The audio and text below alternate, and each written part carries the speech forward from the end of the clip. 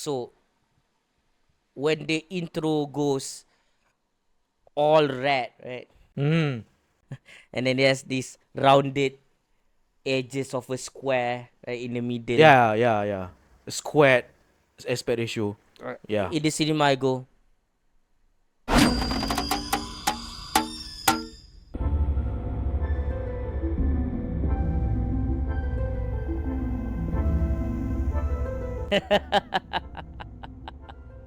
Hello, I'm Mickey. I'm Sai. Yeah, we're brothers Ali. And for this recording, we're going to talk about the movie that unexpectedly entered Malaysian market. And it is the number 2 most watched movie, right, Yes. in the US. That is unfortunately beaten by Despicable Me 4. Longlegs.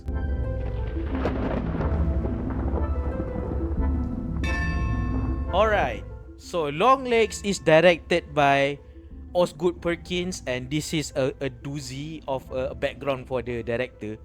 He's the son of the actor who played Norman Bates in Psycho. Oh, nice. So that's his lineage in horror, right? Osgood Perkins. So this is, I can't remember, I don't not sure because I don't follow his career, but this is his latest filmography, and it stars Maika Monroe and Nicolas Cage and Yes. other people. Yes.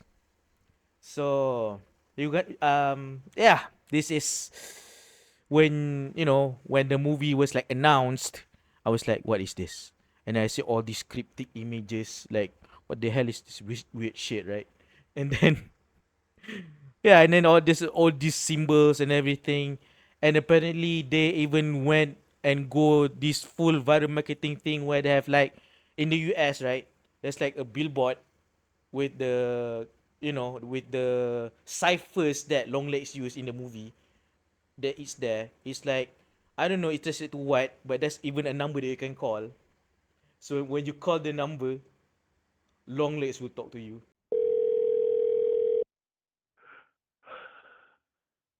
There she is. What's your name? Little angel? Nice to meet you.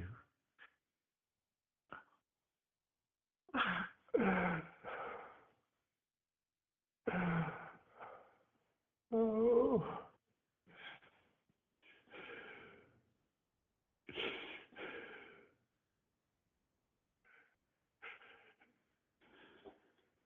I'll be waiting. Shit. And then there's even like, since the movie is set in the 90s, there's like even a 90s feeling website, like in the Geocities, okay? That's old school shit. Website where they were talking about like the birthday murders, which is like what is happening in the movie. So some people actually thought that is a true story when it's not.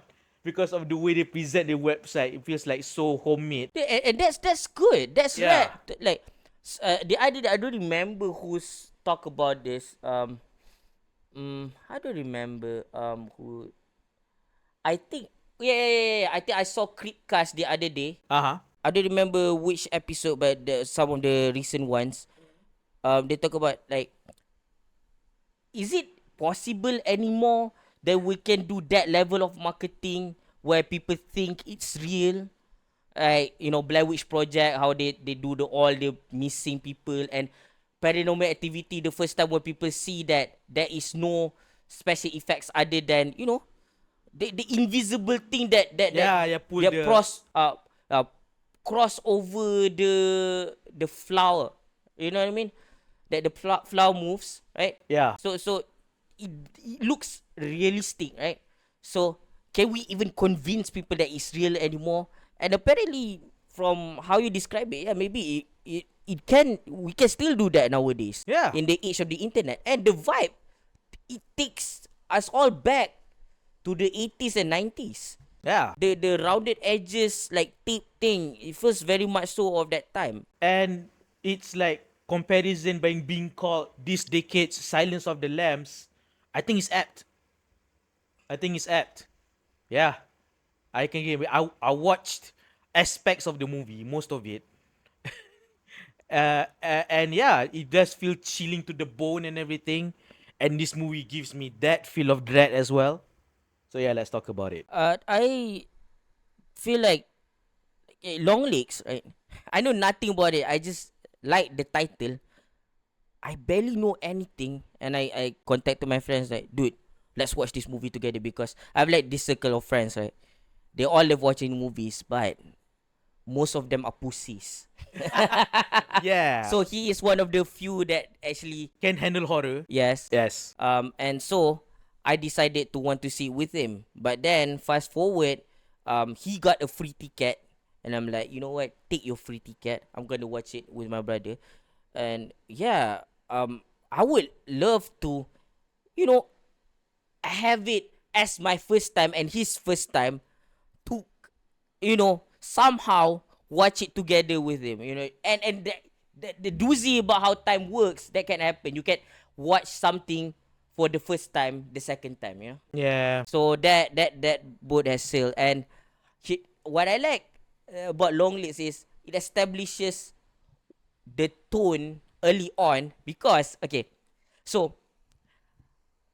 when they start to show credits, which is like how old school credits are done, is in the beginning, right? They do still roll credits at the end, Yeah. right? Yes. But that doesn't change the fact that they try to go for the old school, so that they kind of Yeah. like you know, have their cake and eat it too, in a sense. But this is not detrimental to the movie itself, so No, no. it does give an effect of like it's an older film, right? So they show credits at the beginning, and this is during the time that a lot of people would like you know, take in more popcorn, look downwards, and then make sure their water bottle is close and not it's a little bit loosened, so they can drink it. They look at their phone. They're like, did I silence my phone? You know, when people are looking down and around, they're not focusing at the movie yet. But for those who pay attention like me, I never left the screen. I keep looking. There's flashes of like straight up murder. Like Yep. I watched enough of you know, videos where people talk about people making games or even like analog horror media where they will show flashes of actual deaths. You know, I remember this game called Set Santa. Oh, Um, why does the title sounds like? yeah, and there are pictures that you don't want to see, Okay. and it flashes on the screen. I can't say that I watched those pictures. I never really actually played the actual game, but that's how people describe it in those videos analyzing Set Santa. So that is very reminiscent to that, and it is. I like the vibe where you just, you know, walk around and you find a tape and you put it on and you see all of this dark stuff, which makes this movie also remind me of Sinister a bit. Yes. Yeah. There's more similarities to Sinister, which I will go on with a little bit later on. But for now, I would say, man, Lonely is like really creeps the F out of me. So much so that I'm kind of disappointed a bit that, of course, Nicolas Cage is the weird guy. You know Of what course I mean? he's long legs. Because Like Nicolas Cage is Nicolas Cage. you can Again, uncage him. You can uncage him. every time I see his name on the credits. By the way, I didn't even know that Nicolas Cage is gonna be in it before I contacted my friend to watch this movie. It's just a pleasant surprise that I found out later that he is in the movie. It's like, wow, that's an awesome surprise, man. And also a surprise. It's not a surprise for me. It's Okay. my cat here, you know. Out of nowhere. She hasn't been in the whole day. She decided to come in here right Yeah. now. Okay, anyways. So knowing that Nicolas Cage can handle any kind of character whatsoever, being the kind of film buff that I am, I kind of want him to play something else, you know. Yeah, because he's Not if anything, I want him to play Blair Underwood's character, you know, Agent Carter. because he tried in Pig. He was very reserved. Yeah, he's really good in Pig. It's like Yeah. I never thought he would play that kind of character. Yeah, a movie by the same distributor, man. You also by Neon. Yeah. Oh, interesting. Yeah. But still, he's great. No one can play Looney Bin like will kill you, baby girl. That's my poorly it's your poor imitation. imitation. Of him. Yeah. I suck at those. Your poor impression of him. Yeah. So yeah, and the mood and everything. This is the kind of like, I don't know. Imagine like still images, right? And then you pan zoom to the still image. That's most of the visuals in the movie. But it's like it's so striking in building. When you look at it too long, you feel uneasy. Like because the way they zoom in is like instead of like what we're looking at the video, which is like we're looking at a very very high resolution still image that zooms in a little bit and then something just moves. Yeah, What the hell? it also reminds me of The Eyes of My Mother. Oh Oh shit! god, really Oh, underrated. Really underrated, man. Like you should watch it if you never heard of it before. Great, watch it now. Yes, go. The less you know, the better. Yes. Don't research it, just watch it. Don't fact check it, just respect it. I just want to say that. Okay. I like Agent Carter a lot. He feels like a decent kind of like mentor type character The superior to to Agent Lee Harker. Agent Lee Harker. Yeah. Which just witnessed a death of her partner by the hands of someone we can kind of say random. you Yeah. know, that surprisingly she captured without incident, but the fact that the incident that leads to his capture in the first place is like so messed up. He just like, oh, it's my first day going door to door, right? And then my partner get blasted in the face. And then somehow, by a miracle, that guy just like, yeah, take me in. It's like so weird, right? So she obviously got transferred somewhere more closer to the case, right? You know, to work with senior detectives. Being one of them is Agent Carter, Yeah. and the other is Agent Browning, played by Michelle Choi Lee, right? So Blair Underwood as Agent Carter feels very on the case, Yes. and I like the optimism that he exudes. He doesn't go, oh, I'm too old for this shit. Neither is he, oh, you're too young, Lee Harker, you know nothing. No, he does not go that route. I like how he is with her every step of the way without prejudice. Yes. I just love that vibe, especially when he also give off that vibe in a movie I watched recently, Deep Impact. I just love you know the he has this caring feeling with him. He kind of reminds me of that guy that plays the foster father in the Family of the Shazam movies. Oh, the wholesome. Yeah. I like that guy. That vibe, you know. Yeah. So this movie has liberal use of the color red. Very liberal.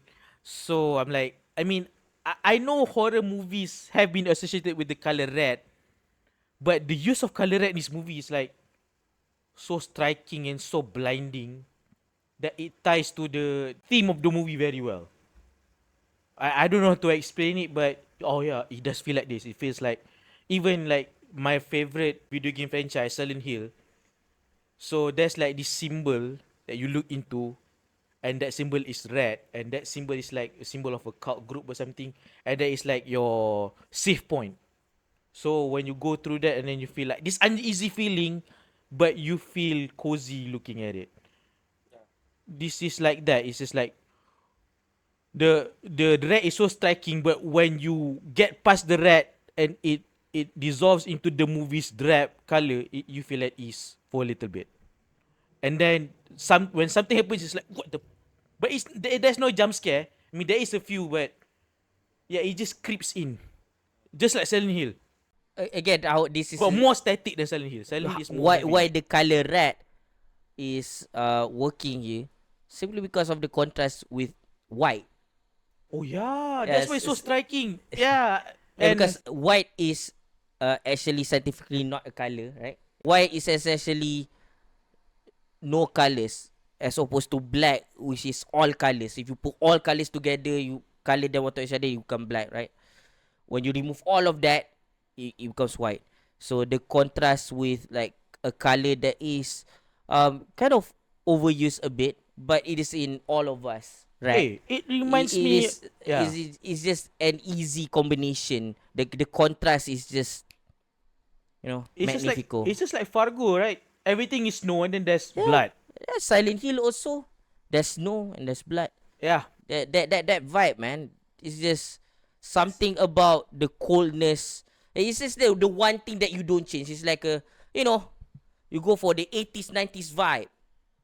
You tick a box. You do tapes. You tick a box. You do snow and blood. You tick a box. oh yeah, I just see the contrast.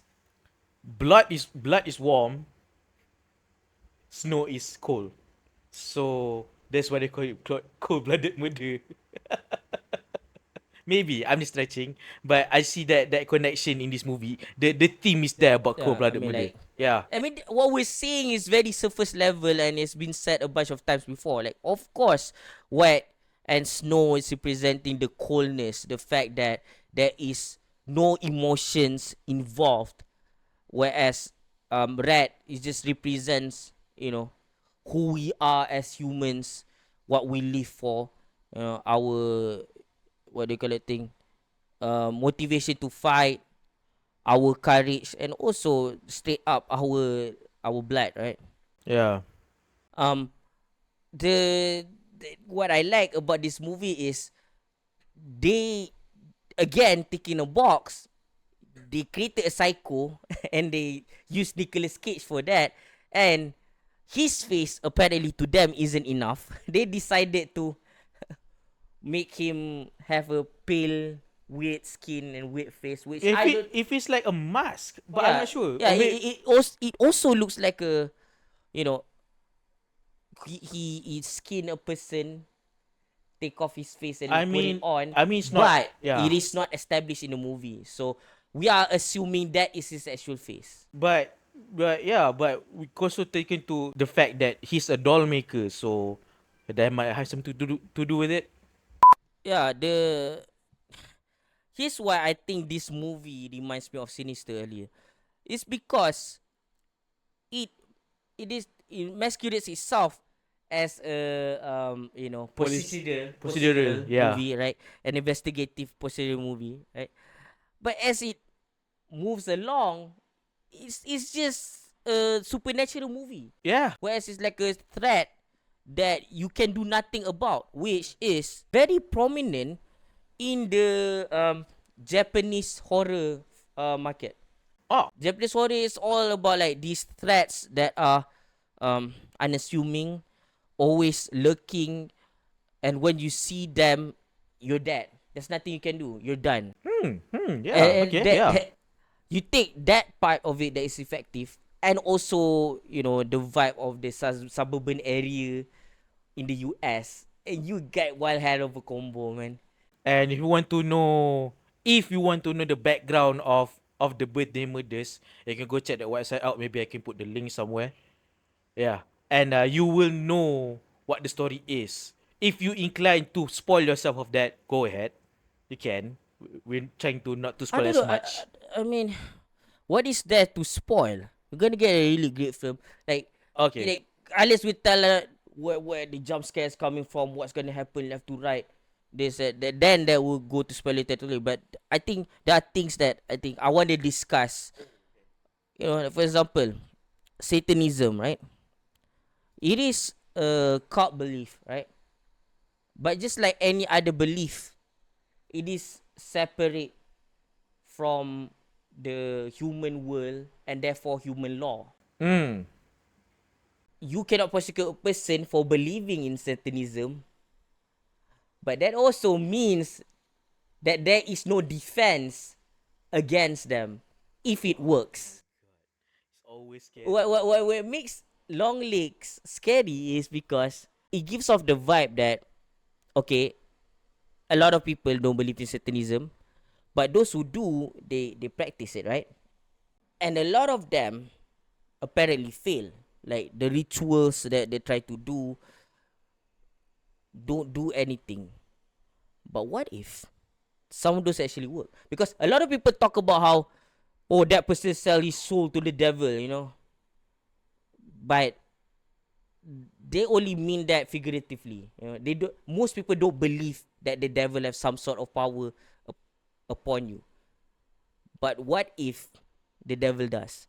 What if somebody knows, you know, how to do the ritual well enough that something does happen, Oh man. and you're in the vicinity of that, and you can do nothing about it, because by the time you find out, you don't get to live to tell the tale. You're done. That's what makes Longlegs scary. Yeah, you're talking about it right now. I'm feeling chills down my spine right now, man. We're not even watching it. I guess it's true what they say about this movie and other great horror movies. It lingers. It still lingers. I mean, it was dormant, and then you talk about all of this, like Satanism and cult and everything. It resurfaces. You know, I mean, I guess it never left. It never left me.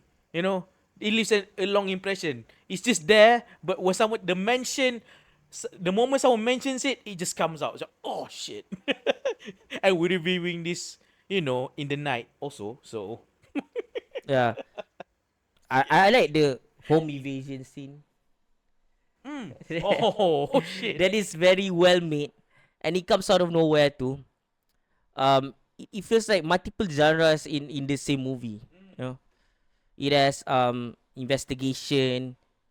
It has no exorcism, thankfully, because I'm not a fan of those, and a lot of them, a lot Thank of God them there's no are not exorcism. that scary, and there's none in this movie, which adds more to why I like it personally.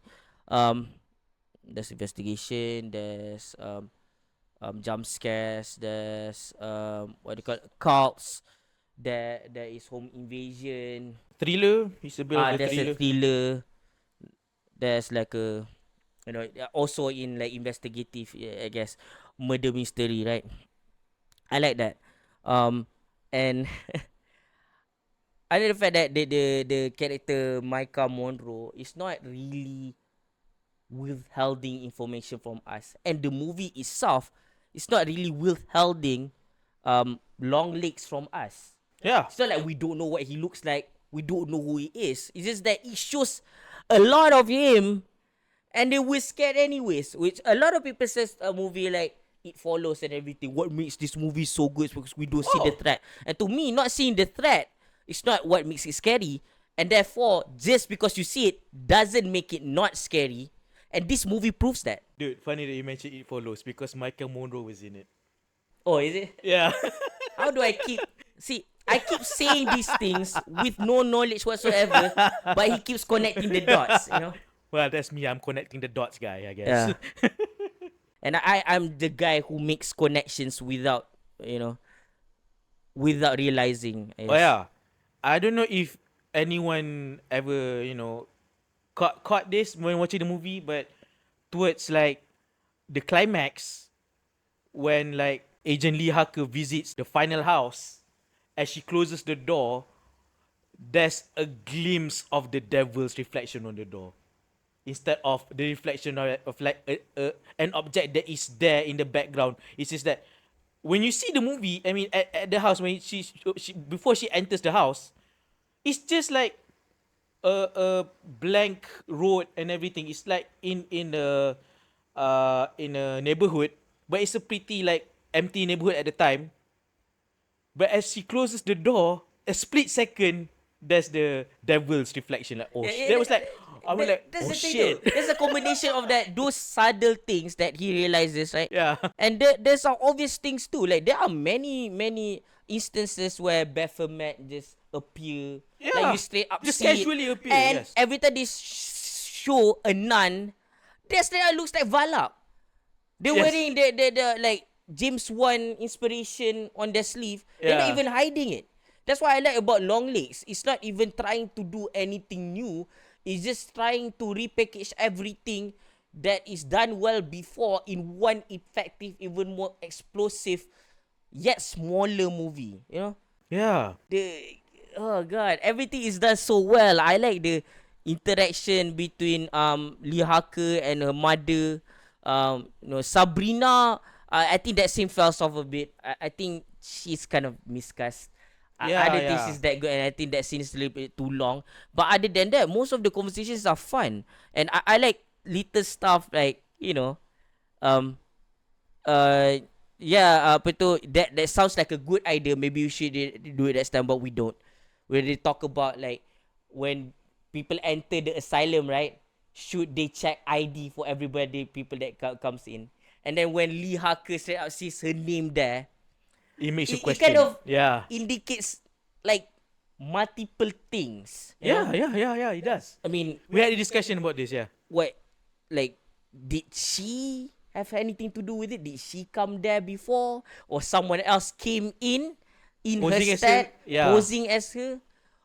Or is it like a bigger thing where somebody from inside the asylum decided to write that name on the logbook, these questions is always lingers, and I think this is one of those movies, like any other movie. Again, I always advocate for people to watch a movie for the first time, especially where there's spectacles. I don't care so much about the normal drama stuff or whatever, but when there's like stuff like this, like horror, you watch it in the cinema first, so that you get that feeling of watching it. Then you watch it on this smaller screen, or however wish to watch it with. But first, you need to experience it on the cinema, right? Yeah. So this movie, especially, I think you need to watch it multiple times.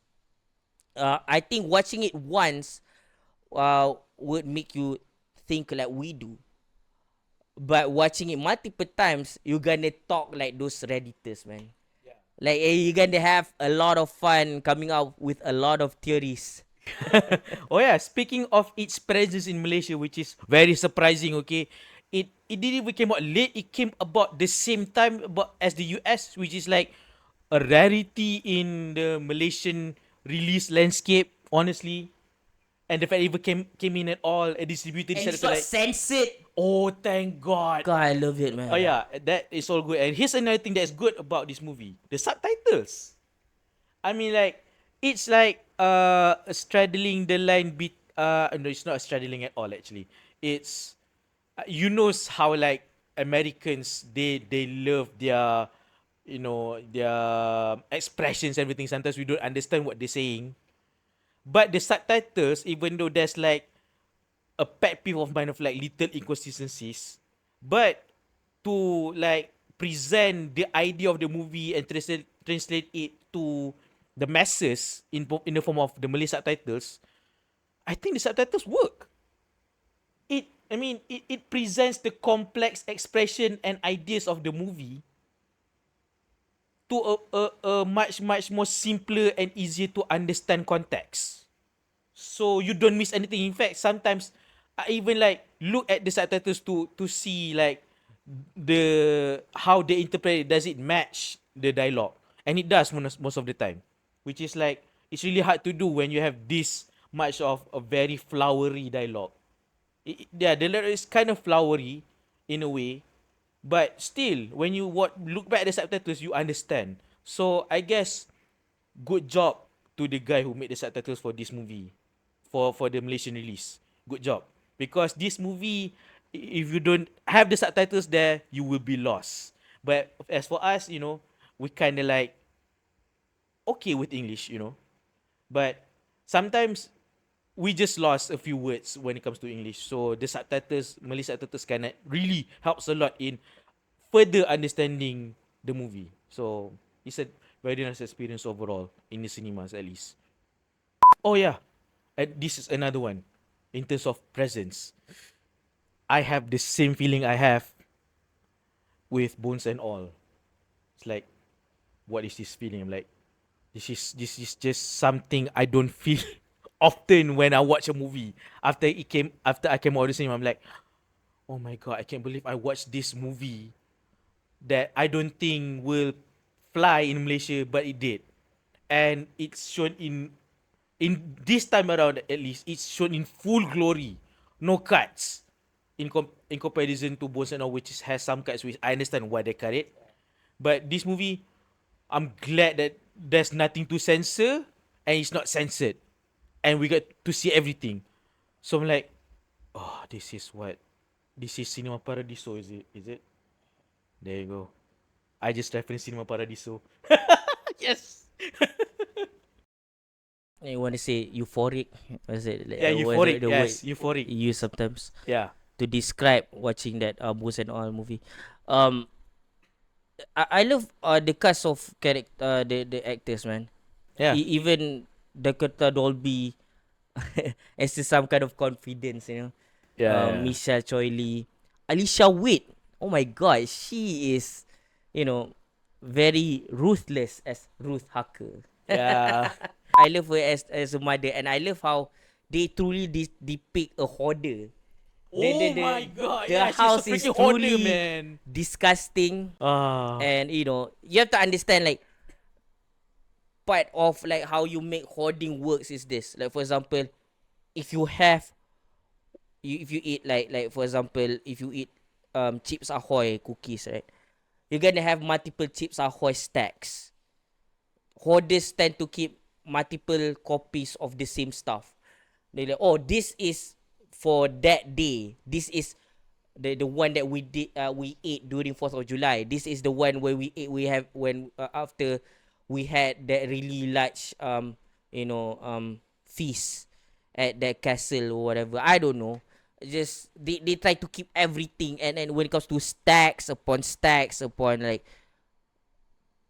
filling each space and each room, like across the stairs, across all the rooms, it feels very realistic, and it feels very lived in. And I like that contrast because you're gonna superimpose on the earlier scenes where you look at halls that are empty. So it feels very striking when the house and when you suddenly see a house with similar camera angles where they are filled to the brim with stuff. It feels very much more suffocating. You see, like again, empty stuff, and you contrast it with Lots of stuff. lots of stuff. And I hope everything that we say here. Oh yeah. I guess her tendency of being a hoarder is, synonymous to her not being able to let go of her daughter. So I guess that's why she's a hoarder, I guess. Maybe. To an extent. Psychologically speaking, yeah, that's tend to happen. Like sometimes people don't want to let go because, like I said, you eat that Chips Ahoy with your daughter. Yeah, so you have an emotional, sentimental attachment to it. Yeah, and now I want some Chips Ahoy. Oh my god, it's the middle of the night. Oh god. Sorry, I bring. Oh no. No, I you bring it brought up. it up. You brought it up. So Oh, it's your God. fault. It's on you. I am my own victim. Right, before we talk more about food, I think it's better that we end it here. Yes. And I really recommend Longlegs to everyone. This is by no means a perfect movie. It's a like if anything, it's a perfect experience. Yes. I will give Longlegs a solid 8 out of 10. As for me, I'm going to give it an 8.5 out of 10. It's just apt for this movie. And you, depending on your mileage, some people might not be able to watch this kind of movie because it's slow burn, right? Yeah, it's not slow burn. It's not. It's not. It's taking its time. It's not slow burn. If it's okay? slow burn, you don't know what slow burn means. That's it. Yeah. And I don't know, because the movie is kind of like limited in screening for Malaysians. So if all Malaysians out there, if you see it, don't hesitate. Trust your instincts. Go watch it. But if time's a bitch or something, find the best setup possible at home to watch it. You owe yourself to that. Try and find the best possible setup for this movie if you want to watch it at Yeah, home. go watch it with your girlfriend or boyfriend or your friends. Don't watch it with your family. Just don't. Just don't. God, just don't. So- Watch it with only cool people and Yeah. non-pussies only. Non-pussies. Yeah. Yeah. Okay. So that's it from us. Bye bye, baby Peace out. girl.